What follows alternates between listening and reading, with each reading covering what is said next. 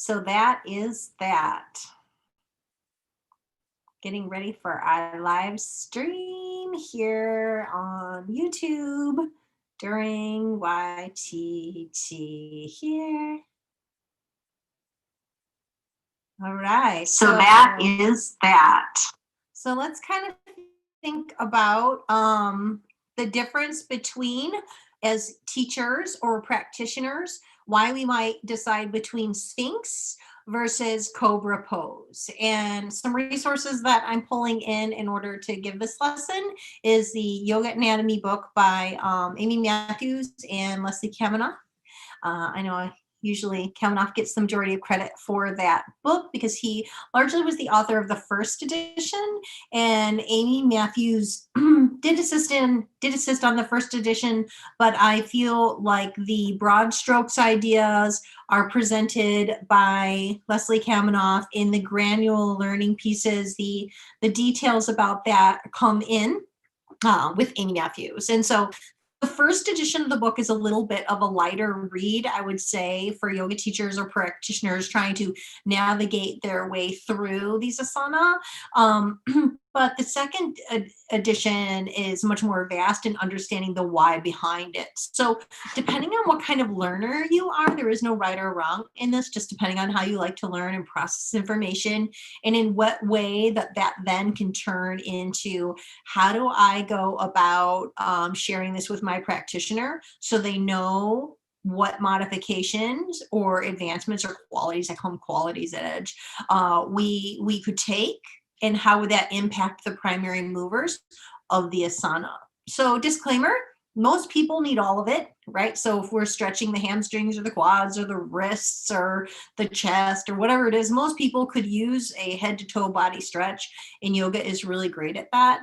But as teachers, if we're intentionally choosing a series such as like yoga for runners, I oftentimes pick yoga for runners because commonly with yoga runners, we have a little bit more athleticism, not always all the time, ever, never, but we lean towards more athleticism with our runners, and they also have a greater chance of having tighter hamstrings because they run.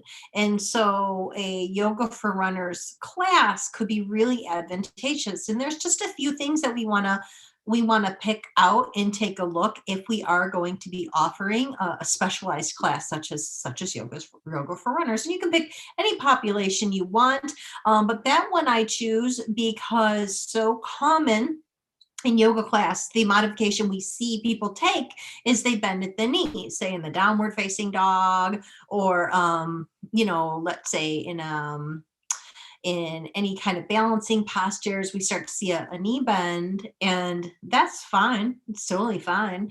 But know that if we're bending at the knees, we're also now not lengthening the hamstrings. So we're just going to kind of approach this lesson, this anatomy clinic, from that point of view. And I hope that that's helpful to you. So today we are comparing Sphinx with Cobra and the anatomy behind both. So if you have the manual, you can open up your manual. Otherwise, here's our Sphinx pose demonstrated on the screen here. As you can see, I do tend to prefer English over Sanskrit. And the reason is, we'll talk about this first. In this posture, Kit, a Lama Veg, she has a nice drishti, she has a nice gaze forward. And if you were to start calling out in a language that she didn't know in a yoga class, for example, or even an online class, for example, or maybe she didn't quite hear you, she didn't quite catch that, maybe she's in the back of the room, the likelihood of her turning her head to look at you is much higher, which might be fine in, say, like a mountain or a chair pose, but would be less fine in something here, like we have the cervical spine in extension, and it's loaded with weight in that the head is heavy on top of that spine.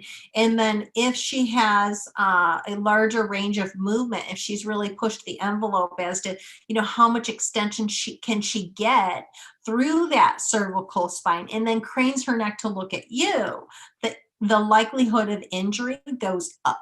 And our goal is to have benefits outweigh risks. I mean, anything's risky. If you go outside on a walk on a sidewalk, you're risking injury. Like that's part of life.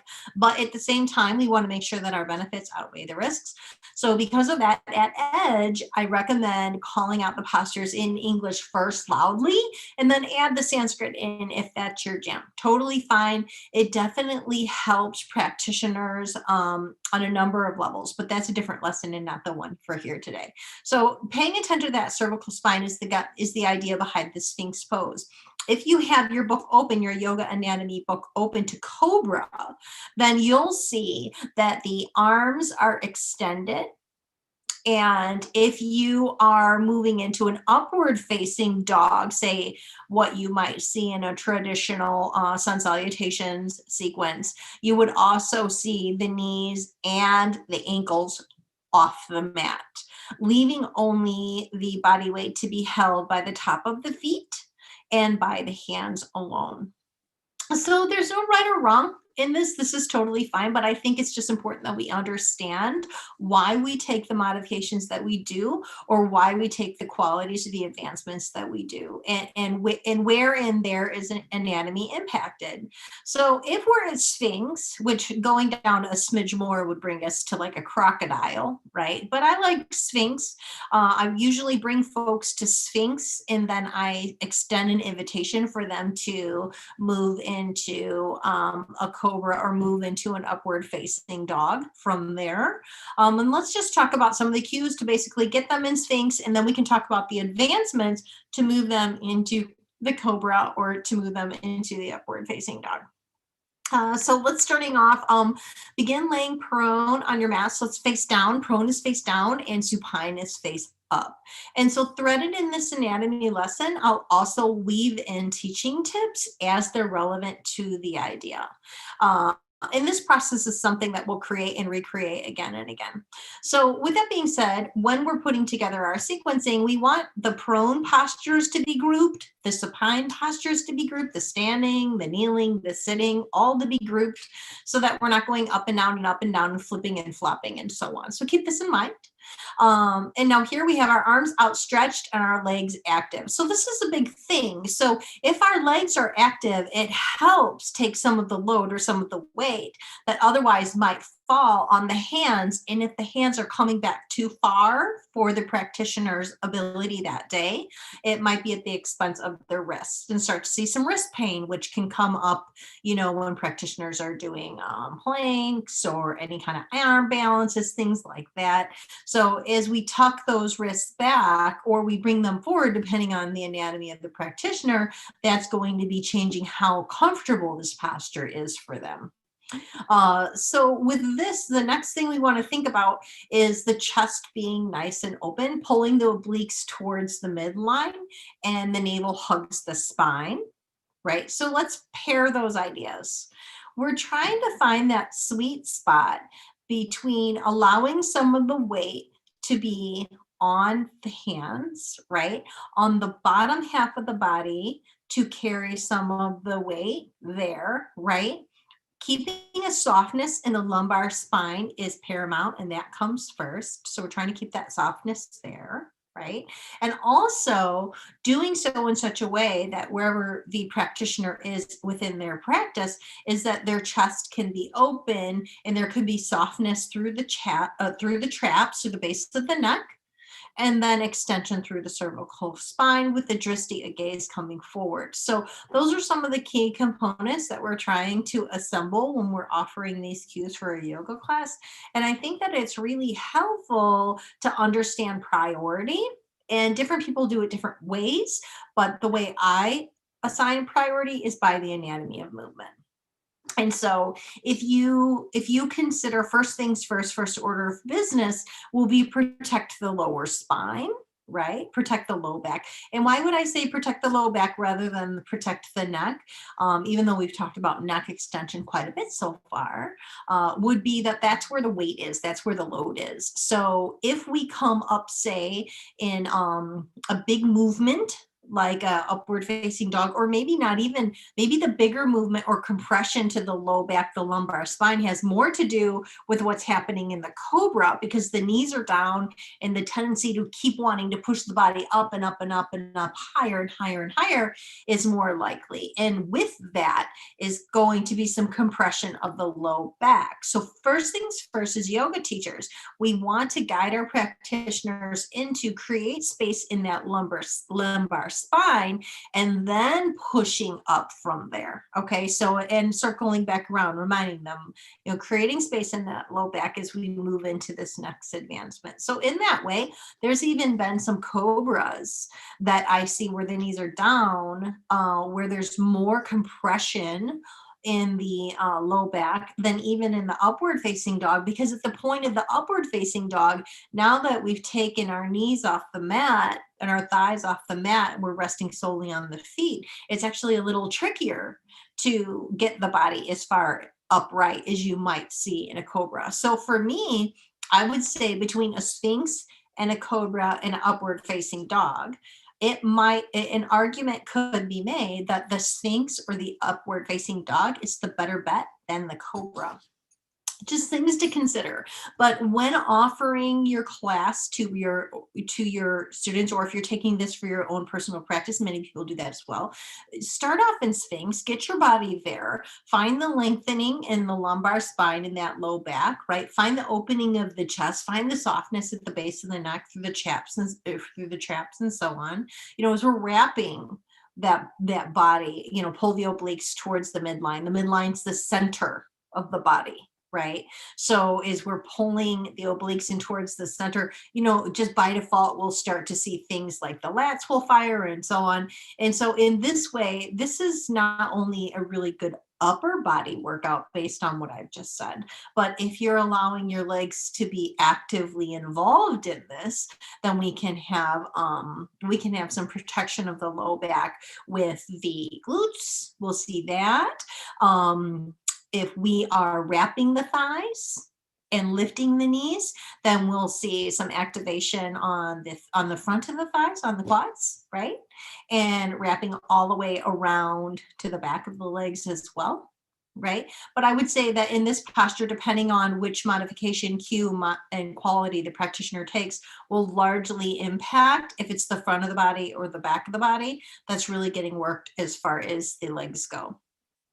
And then from here, what we start to see, particularly in the upward facing dog that we don't see as much in the sphinx, will be some work in the feet, right? And so undeveloped muscles, lower leg complex muscles, knee down, really contribute to falling. And falling is a big deal. People die from falling. Lots of people die from falling. It's a big thing, especially as we age. It's a bigger deal, right?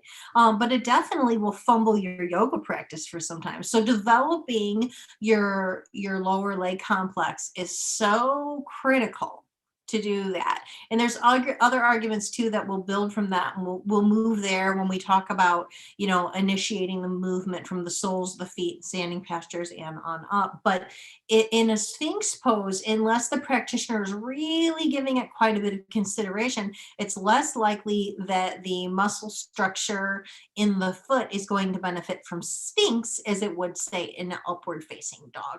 So just kind of comparing those two ideas and just considering what those mean and the anatomy behind why you might call out one or the other, or progress from one to the other and to the next, right? And as the teacher, it's not that there's a right or wrong, because as the student, the needs really vary. And so you'll just choose the ones that are right for you, and your people will find you based on that. And I will say that again and again and again in my lessons. And hopefully that will be a takeaway that you feel really, really solid with by the time your training is through here.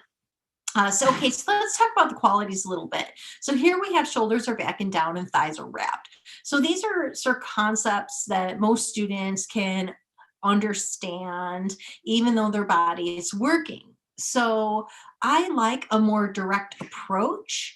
You might not see as much flowery language with me in Michelle's yoga class. And there's that. But again, I teach from a place of anatomy. I teach from a place of general health and wellness.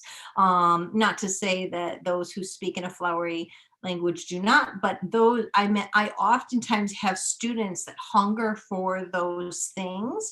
And so if that is your jam and that's what you love, then interlace the anatomy in a clear, concise way, and then package it with the flowery language that students really love and they often come to yoga class for. And there's so many benefits to that. It's nurturing, it's lovely, it's holds space, it's yoga. It goes such a long way. It's up there with the lighting and the candles and the temperature of the room and the ambiance and all those things that yoga culminates in creating an experience. So we want that, but also make sure that you're sharing your anatomical reasons in a direct way that's received, if especially if we have so many other things going on. So there's that. Okay, so let's move on down. Back is slightly extended. So here the emphasis is slightly extended because it's so probable that practitioners will try and get up as high as they can, but that might not be where we really want. I know we talked about last week, we talked about how contortionists are able to pull off that hinge within the thoracic spine with the deep, deep bends.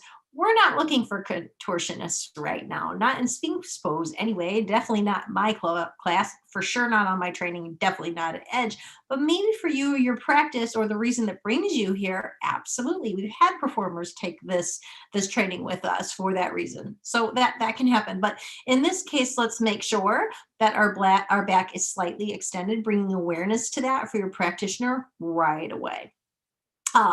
So from here, our heart center and gaze are forward. So it's not so much that the emphasis is how high up can we come, but we do want to emphasis on, are we sending it forward? So that's the big thing. This we want. Uh, Triceps hug the torso. This is a cue we talk about so much in chaturanga. As we chaturanga down, particularly in sun salutations, when we have that movement, we have that sweat, we have some energy. I love those 108 sun salutations because the mindfulness of presence is just so there. Your body is just doing salutations, but we do want to make sure that they don't get sloppy and that the triceps hug into the torso. What that will do anatomically is protect the shoulder girdle. And so if we've ever had practitioners come say, well, I had rotator cuff surgery or I have frozen shoulder or anything else like that, involving those elbows to the body will go such a long way. So here, as far as the anatomy goes, when we think about the triceps, I think sometimes folks forget about their triceps. We think about the biceps until maybe it's summer dress season, then we care about the triceps again. But I think the triceps are really, really important in that if we're going to approach yoga from the benefits of anatomy, and that's the place from which we're headed, right?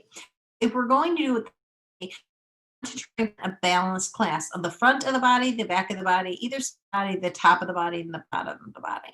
So when assembling a yoga class anatomically, we would want to make sure that we're addressing all of the planes of the body. And that's another lesson that we go over when we get into a little more than that. Again, soft neck, right? So we've set them up, we've brought them through, we reminded them, we brought them back. Modifications, less back extension, bringing it down. That's lovely. And there's been times I've gone to a yoga class where I did not have this to give that day. And I was looking for something a little more nurturing. And in fact, if restorative yoga had been on the schedule at that time, I might have been in that class instead. So giving your students something else that they can do that aligns with where they are that day can be really powerful. And so maybe even invite them, if you're looking for something a little bit more nurturing, feel free to cross your forearms and rest your forehead to them and just breathe in that space. So if you give them that modification, though, same argument, other side, we are now moving away from the anatomy that I've just described moments ago. right? Not to say that the body can't benefit from this, they can. And honestly, I feel like these any kind of spinal extension.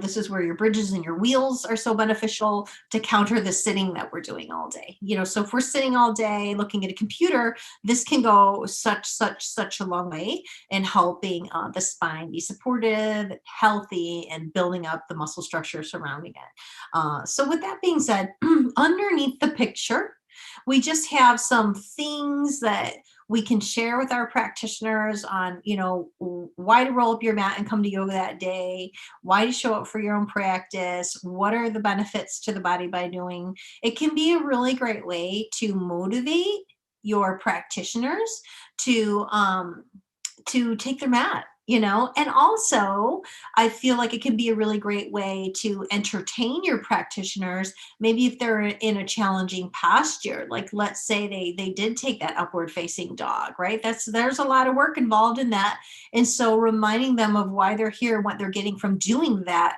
can go such a long way in motivation, and them maybe pulling out another 30 seconds or minute or 2 minutes or whatever that they have, and then otherwise they would have collapsed and went down, because you're reminding them this is so good for you. You want this. You want to do this, and this is why. So strengthens the spine, stretches the chest, the lungs, the abdomen, a good way to ease into a baby back bend. And so we'll get into that. And so for those of you that caught my moon salutations, lesson, we get that little baby back bend in there, and it's just so stinking delightful. I absolutely love it. And if you haven't had a chance to do moon salutations, head over YouTube and you can look up Shiva Ray, and that's just absolutely amazing. Maybe we'll even watch that here together on today's lesson. So okay, so we're at 12:34. We're going to take a 2-minute break, and then we're going to come right back, and we're going to see what we can do with this information, put you in breakout rooms, and work from there. So, all right, you guys, we'll see you in 2.